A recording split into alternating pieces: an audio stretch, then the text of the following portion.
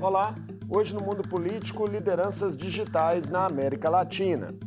Políticos emergentes com forte presença nas redes ganharam espaço nos últimos anos em países como Brasil, México e Peru. Como essa ascensão dialoga com uma crise de representatividade da política tradicional?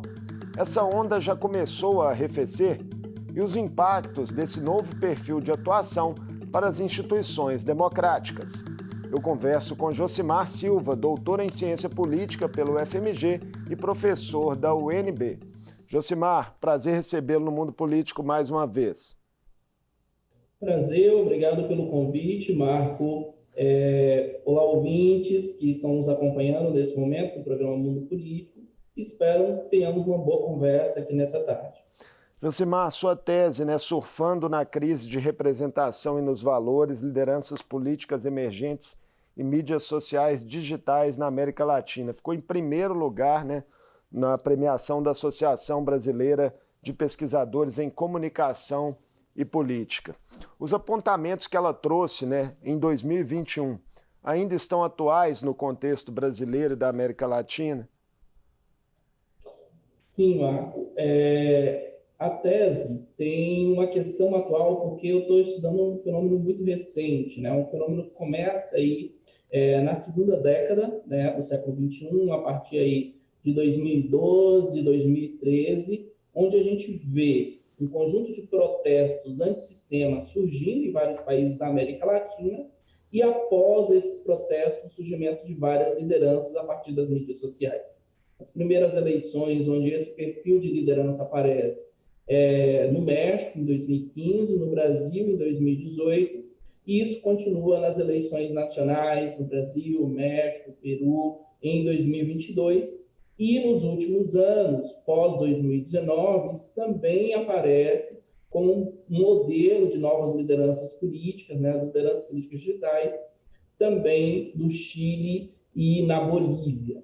E é interessante perceber que esse fenômeno continua despontando também em vários outros países. Então, Josimar, quais são os principais elementos que caracterizam a crise de representação na América Latina que daria lugar à ascensão desses novos nomes? Olha, a crise de representação é um tema que já vem sendo discutido desde os anos 70, 80, mas muitos autores, muitos teóricos, muitos estudiosos também da área de comportamento político chegavam a afirmar que não existiria aí uma ideia de crise de representação, E chega um contexto onde é mais difícil se comprovar a crise de representação. A crise de representação começa a ser estudada em países como os Estados Unidos, em França, Alemanha, Itália, e chega um caso de estudar também o contexto de uma crise de representação na América Latina.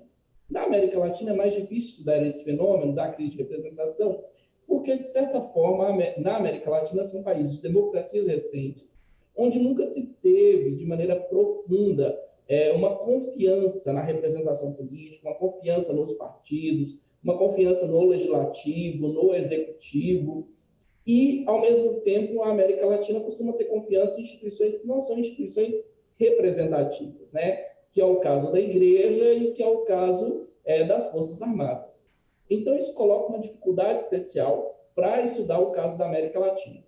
Mas o que eu estou chamando de crise de representação na América Latina é um aumento significativo da desconfiança nos últimos anos, ou seja, numa situação onde a confiança nas instituições já era baixa, nas instituições representativas, já era regularmente baixa, ela sofre um agravamento pós-2013.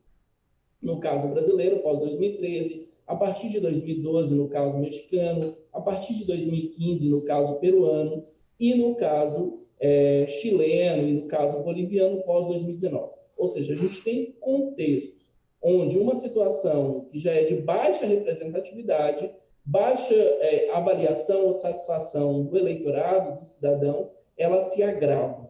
Então, isso coloca que, ao mesmo tempo que é mais difícil estudar esse sintoma de crise de representação na América Latina, é mais importante estudar isso na América Latina. Por quê? Democracias mais consolidadas costumam ter outras formas de saída, ou uma manutenção, uma estruturação das instituições e da confiança dos cidadãos muito mais sólidas, enquanto em democracias mais jovens e mais frágeis, como no caso das democracias da América Latina, isso pode significar um risco maior à própria estabilidade dessas democracias. Qual o papel, a seu ver, da instabilidade econômica para essa quebra desse pacto de confiança, né? Ou pelo menos para torná-lo mais difícil?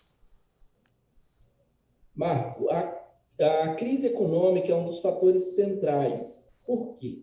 Porque ela aparece no discurso político, normalmente, ou no discurso da opinião pública, até mesmo, de certa forma, construído pelos meios de comunicação, com uma crise econômica diretamente atrelada à crise política e especialmente atrelada a casos de corrupção.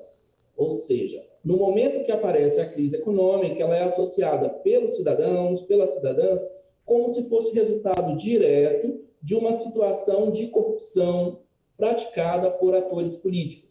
Então, é como se há uma associação muito direta entre a percepção da corrupção e a percepção do mau desempenho econômico do país. E elas, de certa forma, essas duas percepções caminham juntas. Então, isso faz com que, em contextos de agravamento da crise econômica, cidadãos também comecem a perceber ainda mais problemas na política, e isso gera um aumento de desconfiança na representação política. No caso do Brasil, nós tivemos também uma influência ali específica da Lava Jato, né, no processo de mudanças na política. Como que isso aparece na sua tese? Olha, isso aparece na minha tese a partir dos indicadores de percepção da corrupção, né, o aumento da percepção da corrupção. É interessante perceber que os efeitos da Lava Jato, ela também percorreu outros países da América Latina, como no caso do Peru, né, onde a gente teve a destituição, cassação de um presidente, que depois levou a suicídio. Então, um conturbado contexto político, especialmente por esse aumento da visibilidade da corrupção. E também aí tem um papel importante das próprias mídias, no sentido de transformar, né, essas investigações sobre corrupção em um modelo de escândalo político, né, ou de narrativas escandalosas, que levaram, então, a aumentar a percepção da população e a insatisfação da população com relação às instituições de representação política. Então, essa crise de representação é o pano de fundo, né, Josimar, por onde emergem aí novas lideranças políticas. Quais as diferenças mais notadas entre a atuação, né, dessas lideranças políticas, digamos, digitais, né, que surgem, crescem, ganham cada vez mais espaço, para com a atuação dos políticos tradicionais? Marcos, só fazendo uma pontezinha aqui, nós, nesse mesmo contexto que a gente teve um aumento da crise de representação, a gente também experimentou o número de pessoas conectadas à internet, principalmente a partir das mídias sociais digitais, das redes sociais na América Latina. E isso fez com que essa nova plataforma se tornasse, essas novas plataformas de comunicação, as mídias sociais digitais, se transformassem em instrumentos importantes, muitas vezes chegando a igualar na quantidade de consumo de informação política por essas plataformas com as mídias tradicionais. No contexto, e aí eu venho para a sua boa pergunta, no contexto onde essas mídias sociais digitais, essas mídias sociais começam a aumentar em termos de penetração, de acesso pela população, também vários políticos tradicionais começam a usar as mídias sociais digitais. Mas aí tem uma diferença entre os políticos tradicionais e os líderes políticos digitais.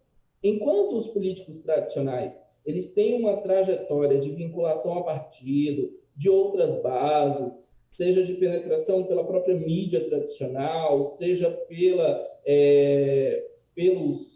atuação dos partidos, por uma rede de outras lideranças que vão atuar com eles, né? Sejam os prefeitos, digamos, no caso de uma liderança como deputado, ele tem ali um cabo eleitoral, um papel importante, que é o papel do prefeito, um papel das bases, dos diretórios partidários.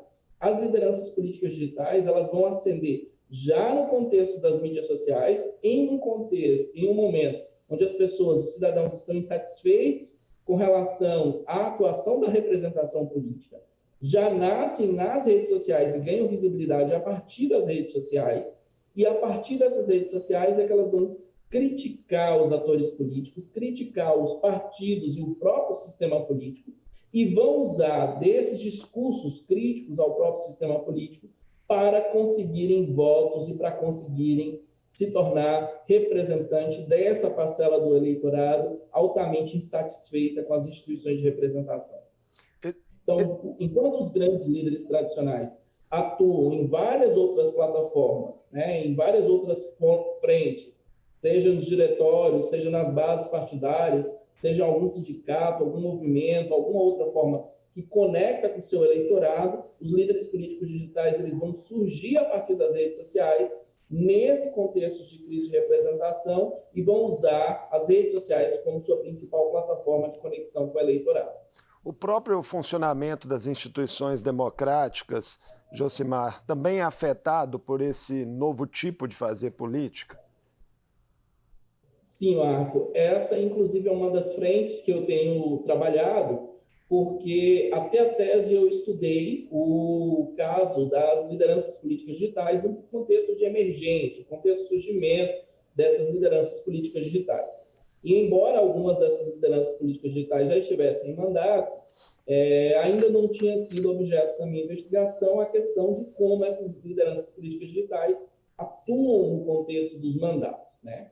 E, atualmente, recebi um financiamento da Associação Brasileira de Ciência Política para dar continuidade à pesquisa, e esse é um dos pontos que eu e a minha equipe estamos debruçando agora, que é como que essas lideranças, tendo que ser representantes efetivamente, tendo que muitas delas, como no caso do Brasil, que tem que, para se candidatar, ter que ser filiado a um partido, ou ainda, no caso do México, que pode se candidatar como liderança independente, no caso do Peru, pode se candidatar como liderança independente, como que no momento que essas lideranças chegam a essa função de representação e precisa negociar com outros partidos, que precisam dialogar, se elas mudam o discurso, se elas mudam a estratégia, né, para manutenção do poder político, para tentativa de reeleição, ou se elas continuam com o mesmo discurso, ou seja, dentro das instituições políticas, falando mal, descredibilizando as próprias instituições políticas.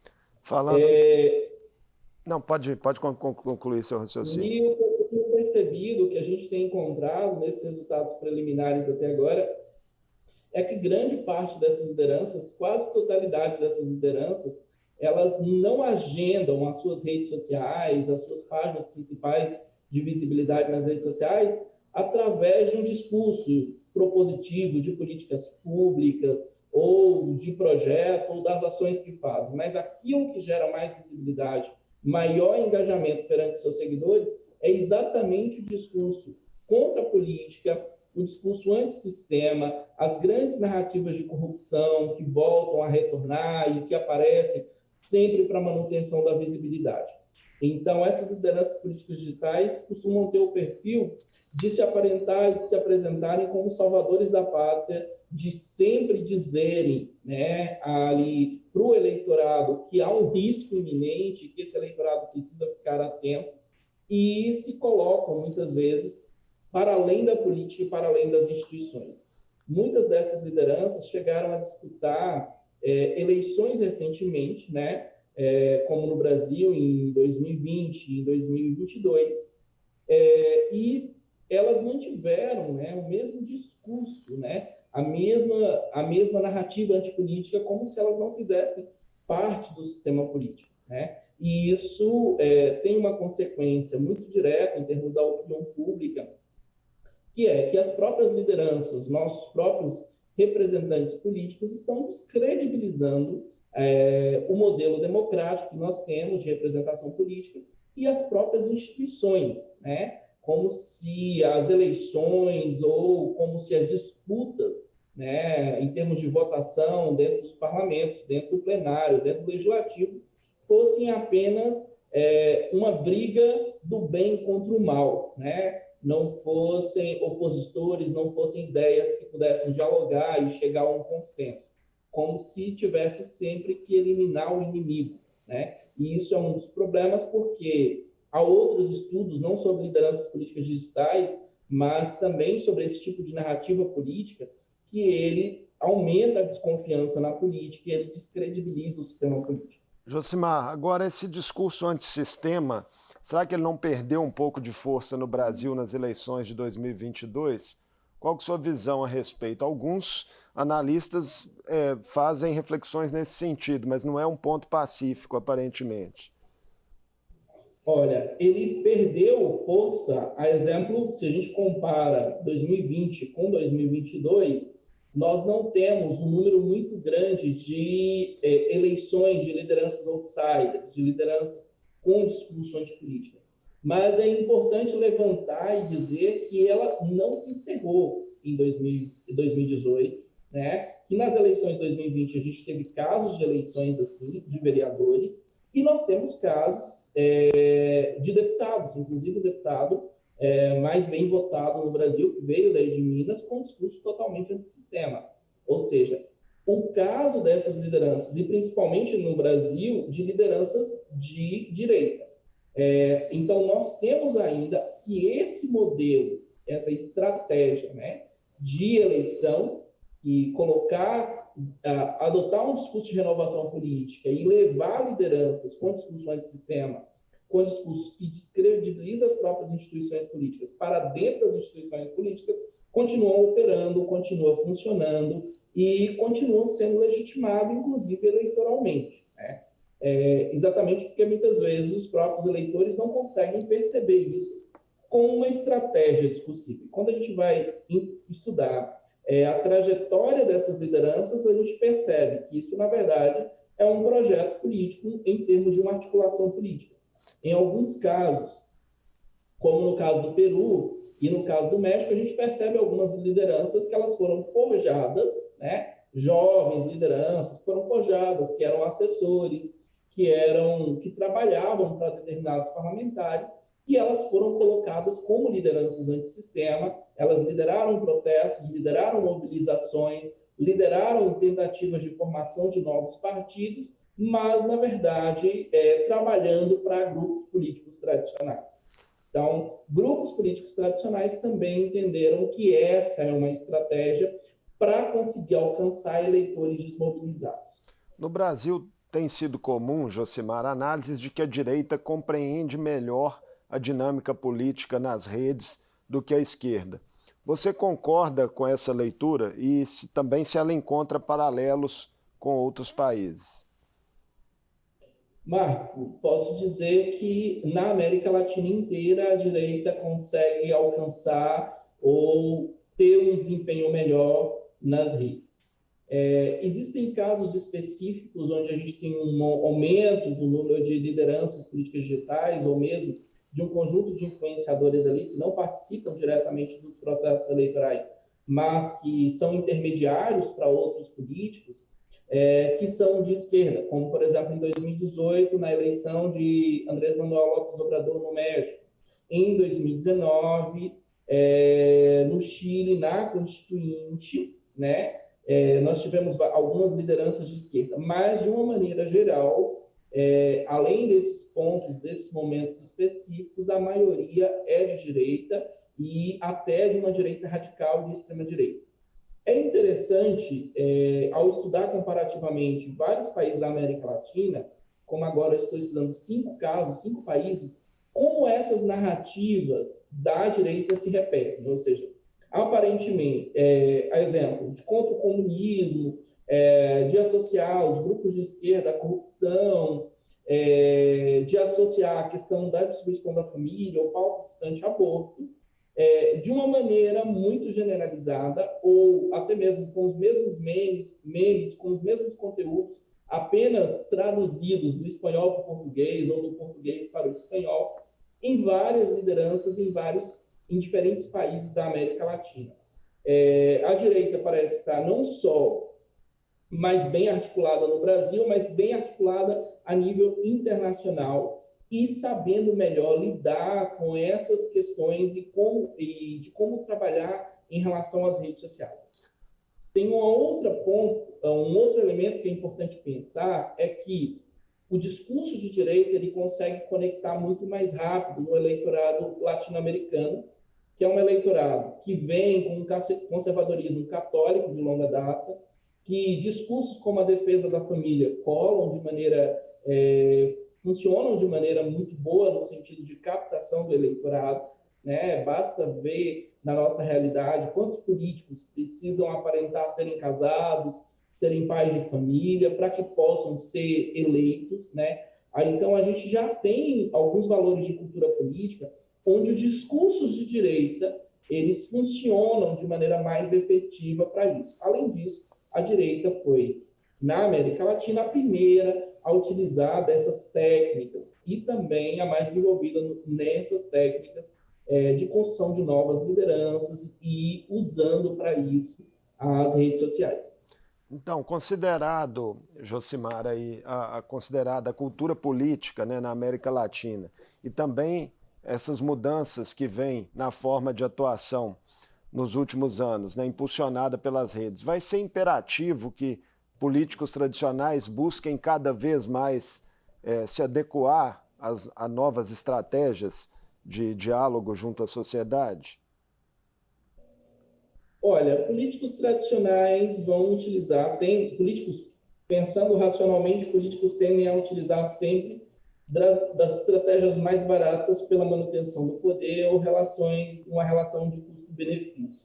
Então, políticos tradicionais podem impulsionar ou apadrinhar novas lideranças para que elas mantenham no poder ou consigam esse eleitorado que está inconformado, que não está satisfeito com a política, né? Políticos tradicionais também podem investir em pautas ideológicas muitas que têm esse apelo eleitoral, por exemplo, pautas mais religiosas, pautas mais conservadoras. Políticos tradicionais também tenderão a se apropriar das redes sociais digitais, né? Muito mais que dos espaços tradicionais.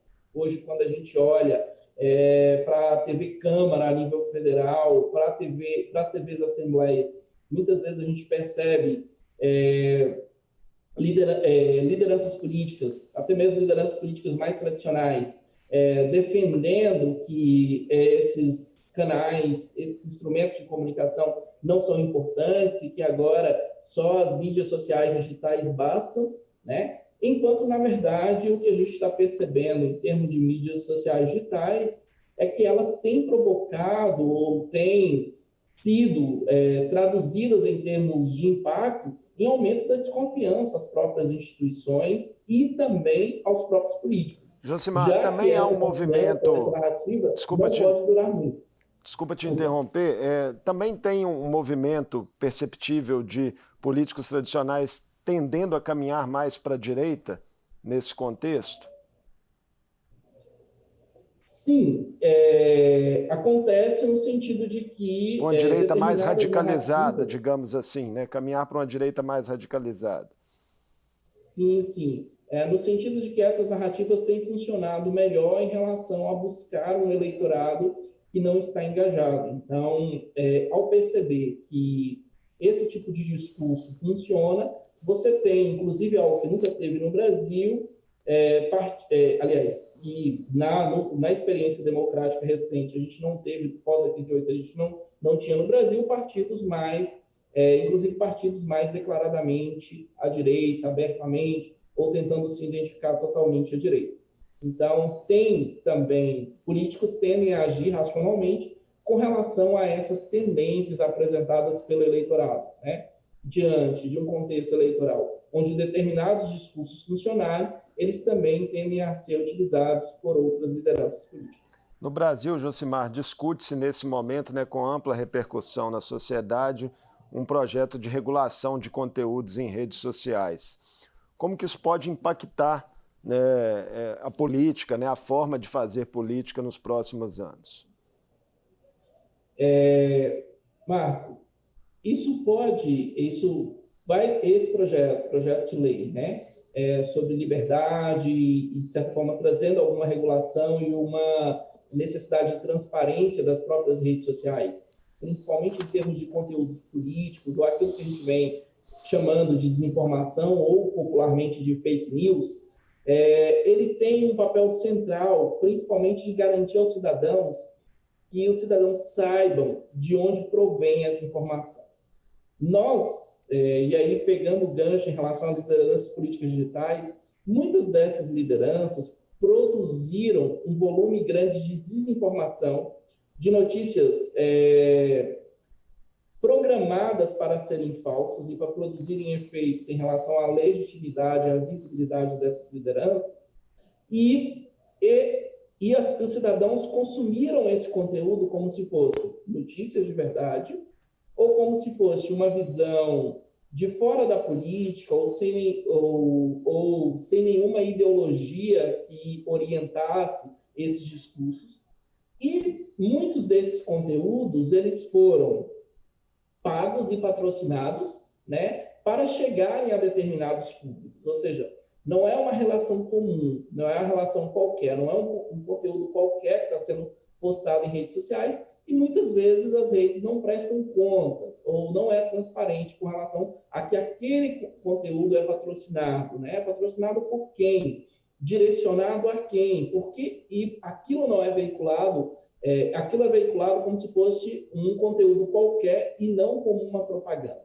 E a lei de regulação em relação às plataformas de mídias sociais digitais vai trazer mais transparência e mais segurança para nós, cidadãos, em relação ao tipo de conteúdo que nós estamos consumindo, quais são os propósitos dessa informação e quem está financiando para que esse tipo de informação chegue até nós, cidadãos.